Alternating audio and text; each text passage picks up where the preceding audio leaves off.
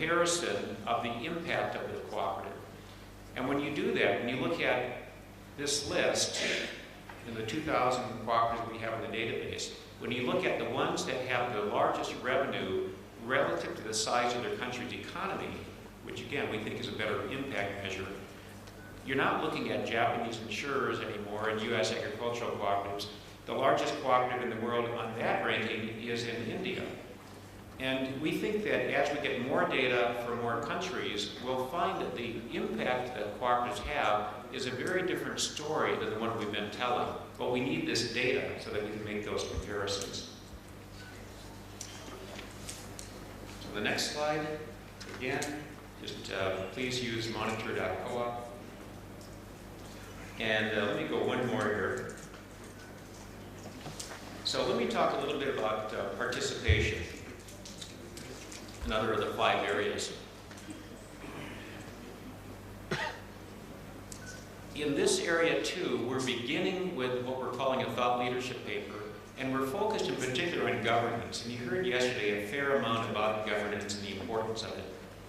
And we've seen some challenges in some cooperatives in the past 2 years that in the press has been attributed to their governance. And so we wanted to start in participation by getting a paper that looks deeply at what distinguishes cooperative governance. Is it different? How is it different? How are members participating? How does it lend itself to direct participation? And we commissioned that paper from St. Mary's University in Halifax, Nova Scotia in Canada, and that will be available for our conference or General Assembly again next November. And then at the same time, we're beginning to get better data. So we're following the same 3-step process of thinking deeper, getting data. And in the next slide, you'll see a report that was produced, just released last month at the summit in Canada, the International Cooperative Summit, on cooperative employment. And Pauline Green mentioned yesterday as well that we've been using for years this 100 million jobs, 100 million people employed in cooperatives. We've been using that figure for some time, and it was a rough estimate, the best estimate at the time. The CO-OPERATIVE study, you'll see on the next slide, really has taken the time to look carefully at what cooperative employment consists of. And it's been really fascinating because they've identified 3 categories. So the first one are work employees. So the classic people who are employed in cooperatives. They're not member owners necessarily, but they're employees. And that's about 15 million people around the world. The second category are the worker members. So these are worker cooperatives largely. So these are the owners who work in the cooperative, and that's another 10 million. And then there are, which is something that's a large part of the cooperative family, which are people who organize their livelihood through a cooperative. So farmers would be in this category. So if you ask them, they wouldn't say, well, I'm an employee of a cooperative. They don't think that way. But in terms of how they organize their livelihood, they organize it through a cooperative. And that's 225 million. So when you put these together, it's a different idea of employment. But we're trying to change ideas around growth, around sustainability, around employment. And we're changing the description of that relationship. And there are about 250 million people who find their employment through the cooperative structure. And we think that also is new data that will give us influence with policymakers, which is an important part of what we're trying to achieve here. If we can go to the next slide, I want to talk a bit about capital. And this also was something that had some considerable discussion yesterday. It's a challenge, and you heard in the panel that the challenge of bringing in outside capital into a cooperative. And what we've done, we recognize that, but we know that we need more capital than members can sometimes provide, particularly after you get to a point where you have a startup with the cooperative, but you're trying to grow to that next level. So where does growth capital come from? And can we find reliable streams of cooperative capital? By cooperative capital, we mean capital that doesn't undermine the member owner control. And this is a difficult, intractable, long-term problem that's challenged us. And we knew that we wouldn't solve it overnight, so we put in place a commission. And the next slide shows the members. We're calling this a Blue Ribbon Commission on Cooperative Capital. And these are people who work in global finance. They know sophisticated financing instruments. They're using many of them in their own organizations. And we'd ask them to help us think professionally and carefully, so we don't work like amateurs in this complicated space, but to help us think through what are the questions, what are the steps we have to go through, to help us open doors with the World Bank and with others who really think carefully about these issues. And on the next slide, they have really come up with 3 steps in this process as well. And the first one, again, on the next page, is a thought leadership paper. And you can't read that, but it's actually not so important what it says, as it is that we're putting together a thought leadership paper. And we're commissioning, again, 7 or 8 leading thinkers on finance and capital issues from around the world to think through what cooperative capital looks like. What's acceptable, what's not acceptable, what are the risks, how do we go about that? And that's in the works now. At the same time, on the next slide, please, we've partnered with the Filene Research Institute to get a snapshot of where cooperatives are getting their capital today. And this is something we haven't had. It's like the monitor. Until the top 300 came up, the global 300 came along, we didn't really know who the largest cooperatives were. And until we did this capital survey, we didn't really know how cooperatives were structured. We'd hear stories here and there about new innovative approaches. So this report was just completed last month. Actually, the preliminary findings were presented at the summit in Canada, and the report itself has not been published yet, but it will be by the end of the year. And on the next slide, what this has allowed us to do is to understand the capital structure of large and small cooperatives. Now, we've started with better data on the large cooperatives because we're building on the monitor. And it shows, I think, the importance of going step by step in this. We were able to get information on the financing and capital structure of 200 to the 300 largest cooperatives in the world. And in doing that analysis, we were able to confirm that they have some innovative ways of attracting additional capital from members, and the report will go into examples of that. But they also are aggressive at attracting non-member investment. And we're able to verify now that 2/3 of the largest cooperatives are issuing debt securities that are rated by a credit rating agency. Commercial paper, bonds, subordinated debt. We know that trade credit, vendor financing, accounts for about 12% of their financing structure. That's more important than bank debt, so vendor financing is huge for them.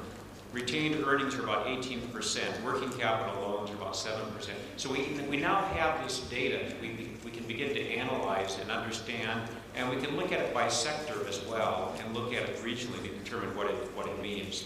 We're just getting this completed, but this is a report that we would like to produce on a periodic, perhaps an annual basis, and add to it.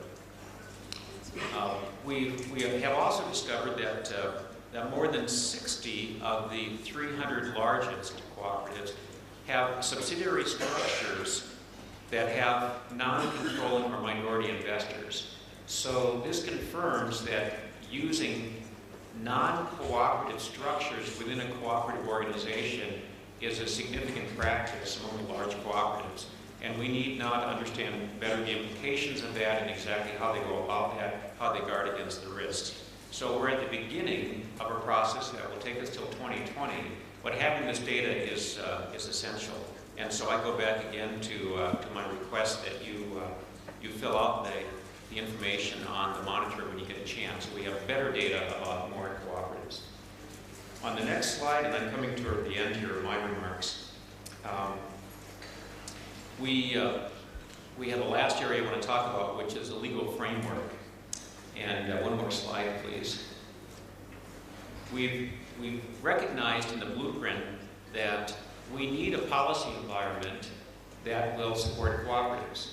We need a policy environment that recognizes our unique needs. And we've decided that the first initiative in this area that we want to undertake is, on the next slide, doing cooperative business. So this is intended to be, well, it was inspired by a report that the World Bank produces every year called Doing Business. And theirs is an exhaustive report. They look at every country in the world, and they look at scores of factors about how easy or difficult it is to do business in the country. How complicated is the regulatory environment? Can you get utilities? What's the level of corruption? So they have a lot of factors they look at that would affect any business. What we want to do in doing cooperative business is to focus on the limited number of factors that we think are core to cooperatives being successful. Can we work in every sector of the economy? Are we prevented from having cooperative insurance or financial structures, for example? Can we do business with it? Can the government do business with us, or is that not permitted? There are a number of factors, a number of indicators that we're assessing now to make sure we pick the right ones. And in this area, we want to rely on a lot of good work that has gone before. So in particular, we're assessing a project called Clarity that looks at legal environment. We've done a fair amount of work on this. And we think we can hit the ground running, as we say, to really build on work that's been done over some years to look at these important factors. Once we have the indicators, we'll then look country by country to determine how cooperative friendly they are. And that then becomes an important starting point for our policy work, so that we can provide good data to members of the country about how they stack up, about how their country's legislation compares objectively with legislation in other countries. The next slide. We also have an important initiative that's at the early stages around cooperative trade. And we believe that there's a great potential for increasing cooperative to cooperative trade. Some cooperatives are already exploring this. The cooperatives in the BRICS countries in particular, and South Africa included in that, have been meeting for a couple of years to look at bilateral opportunities there. We believe that we can provide a platform that would make that easier to do, and that would connect producer and consumer cooperatives. There's been some work in the Asian Pacific region around this already on an online platform that we want to strengthen and build on. And this is a project that now is in the feasibility stage. We don't know for sure that what we think is true. That is, that cooperatives would use this for trade. And so we want to test that through a careful feasibility study before we invest a lot in it.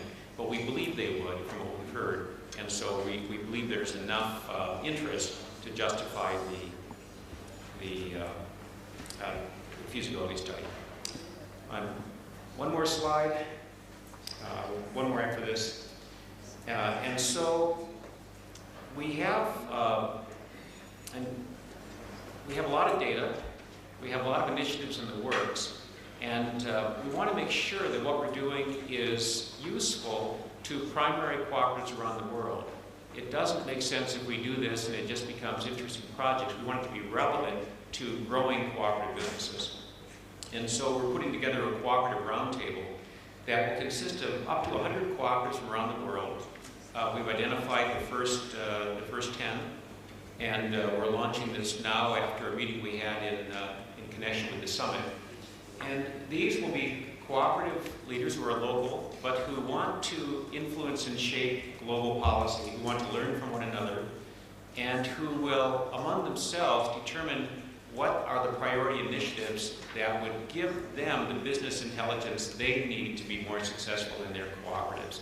So if you're interested in that, please let me know.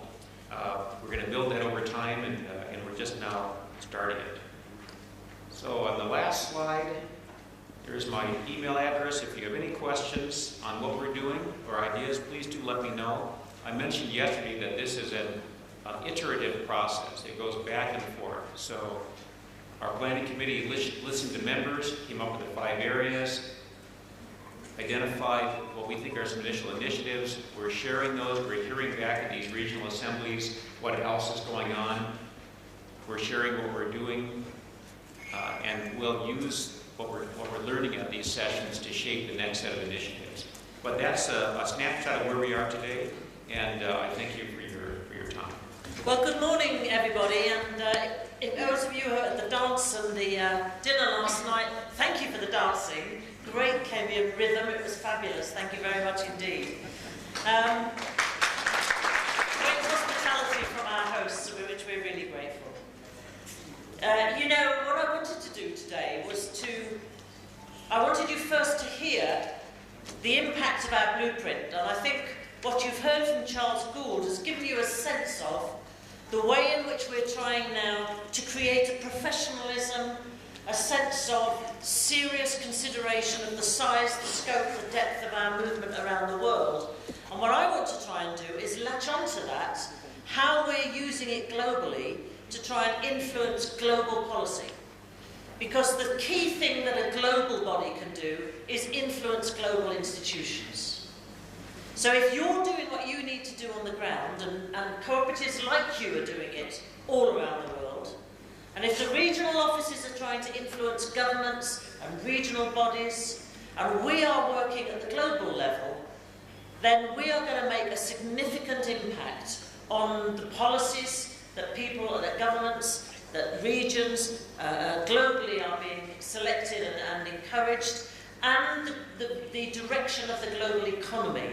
And that's what I believe we need to do, a concerted effort together at every level to try and make sure that the voice of the billion is pushed into the face of decision makers. So that's what I want to try and build on what Charles has already said to you this morning, to demonstrate how we're doing that. But first I want to say thank you to you, our members, both full members in this room and associate members. I want to thank you for joining us, because it's only by working together with you and others like you around the world that any of us can begin to try and influence the direction of the global economy and the impact that our movement can make on the world. So thank you, and thank you again for that. And I want to start by just showing you the first slide, which says very clearly that the International Cooperative Alliance has members in nearly 100 countries around the world, and that in those 100 countries, the cooperatives that are in membership of the International Cooperative Alliance are owned by 1 billion of the world's citizens. Now you know that, because I've repeated it, but frankly, it's a figure that needs repeating over and over. I can tell you that only 357 million individuals invest in the world's stock markets, but 1 billion people have chosen to be a member of a cooperative. So you begin to see the scale of humans that are engaging in our movement compared to those who are investing purely for the sake of profitability. We're investing for the sake of families and communities. We're engaging not just money, but lives and commitment and energy into making the world a better place. And that impact is beginning to be felt by decision makers. Now I want to show you the next slide, and I want you to watch it carefully. These are the countries that are darkening now where we have cooperative membership in the International Cooperative Alliance. This slide is particularly important at this regional assembly, and I think you can all see why. Because the biggest gaps in membership of the International Cooperative Alliance are here in Africa. It's the country, the continent which I believe, and I'm sure you believe, has most to gain at the moment from a stronger cooperative movement. So the key issue for us is to try and fill that big white gap in the middle there, to make the other members in Africa, the other countries in Africa, see the relevance and importance of joining this movement, becoming part of the global movement.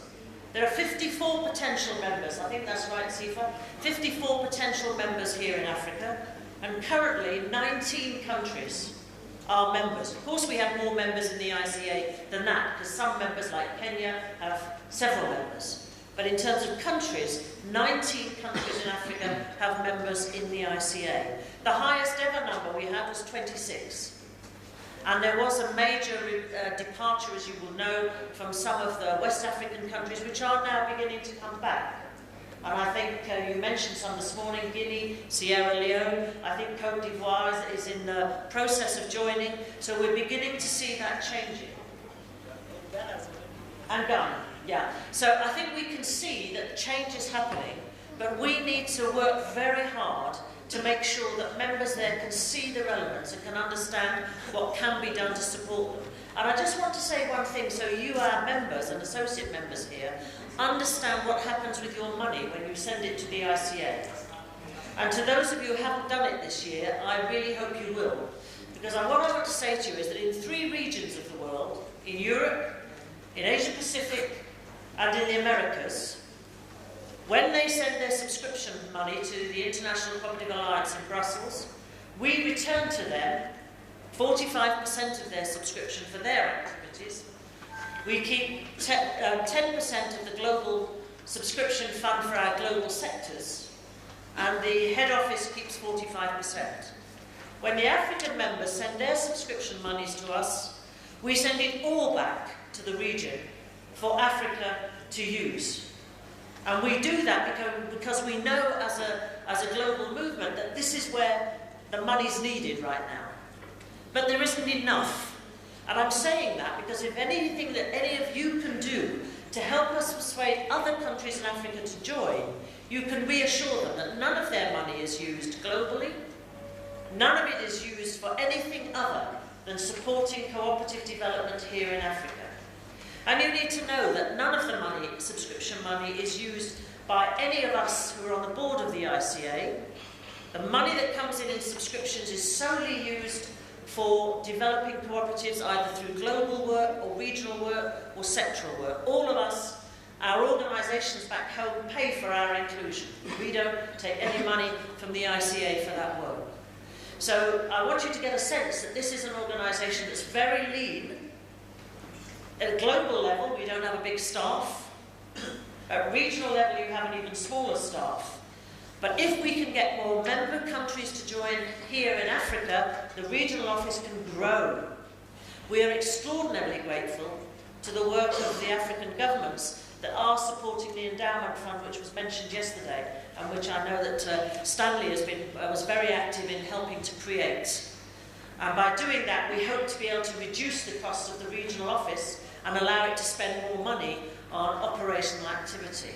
And we're looking at global level into ways in which we can bring more money into Africa. And last year, the Asia Pacific region, which made a significant surplus, donated 30,000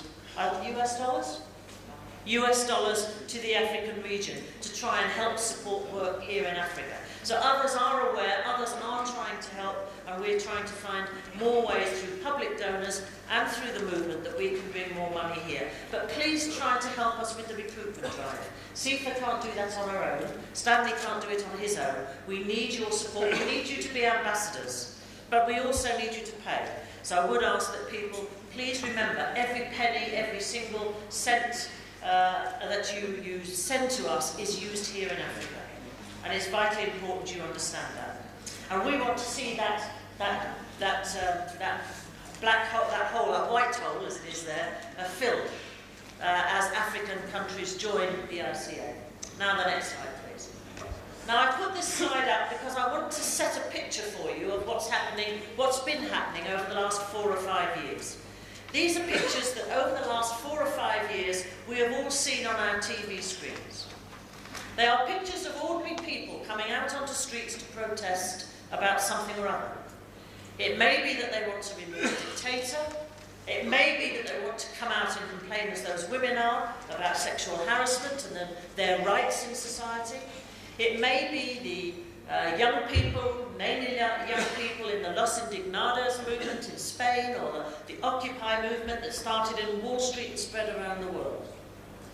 And those people were coming out to complain not just about political freedoms, but about economic justice, about economic fairness in the world, about the fact that as young people, they wanted their voice to be heard in the economic environment in which they lived. The fact that in a global market, they felt they couldn't be heard, that there was no way for them to impact on economic justice in the global market. In the fact they wanted to support the sustainability of the planet. This is what's driving these people out onto the streets. But what's enabling it is technology. What's enabled all of this to happen in the last 5 years in a way it's never happened before, in a way that saw dictators turned out, it saw all sorts of changes in the world, is technology. It's social media. It's the speed of information that goes all around the world. And when those people were out on the streets asking for economic freedoms, asking for an impact, asking to be able to have a voice in society, they're talking our language. They're talking about what we believe our movement gives to people all over the world. I've argued around the world in all sorts of settings that the cooperative movement is the single greatest ever initiative for taking people out of poverty with dignity, by giving them the tools to do it themselves. Not giving them charity, but giving them the tools to build prosperity, to build wealth, and to build their own communities. And that's something that we can be intensely proud of. Across the world, over nearly 200 years, our movement has been doing that. I was really disappointed last night to see the TV news that some of the rest of you may have seen, saying that the talks in Colombia between the FARC and the government to end the 50-year strife in that country have broken down. We were in Colombia, Chuck and I, 2 weeks ago at Cartagena for the Regional Assembly for the Americas, and as I said, I think to some of you, the Minister for Labour came to speak to us about how cooperatives can help bring the combatants at the end of that war back into communities, back into employment through cooperatives. And so sadly that seems to have come to an end. I hope it'll regenerate. But we have been doing this, colleagues, all of us around the world now for nearly 200 years. And I must tell you, as a British woman, I'm deeply involved in the British movement, and the Rochdale Pioneers is something I learned as a child. And I'm a member of the Cooperative Heritage Trust in the UK, which has all the prime materials of the Rochdale Pioneers. And when we were looking through digitising actually our heritage material, we found a letter from a group of black South African miners, this is for Sanaco, in 5 years after the start of the Rochdale Pioneers in 1844.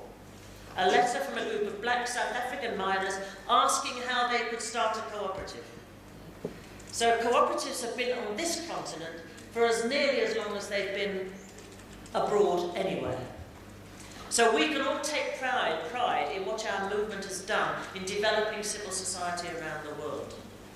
So when you see these pictures, and when we were looking at what was happening, particularly with the young people coming out of the streets, what is said to us is, the time is right for our model of business. And at the same time as that was happening, those pictures were happening, what we were seeing, of course, was the great financial crisis around the world, where millions of families were losing their aspirations, their employment, their homes, their hopes for the future, where many emerging nations were seeing their economies damaged because of the loss of consumer power in the West, when we were seeing the move of political and economic influence from north to south and from west